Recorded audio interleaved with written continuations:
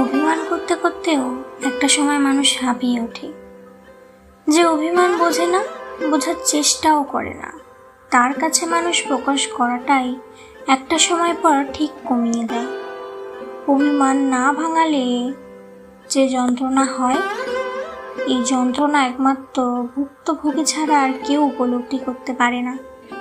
মানুষের অধিকার বোধ থেকেই কারোর কাছে প্রত্যাশা করে, আর যখন অভিযোগগুলো থুপড়ে পড়ে, মনের এক কোন মানুষ তখন নিজেকে অসহায় মনে করে। দিনের পর দিন অবহেলা গুরুত্বহীন হয়ে যাওয়ার কাছে নিজের প্রাপ্য অধিকার এবং সম্মান না পাওয়ার কারণে যত অভিমানের মেঘ এসে মনের আকাশে ভিড় করে। দুচোখ বৃষ্টি নামতে নামতে একটা সময় পর মেঘও কেটে যায়, তবু মনের কোণে অপেক্ষা নামক জিনিসটা থেকে যায় আমৃত্যু।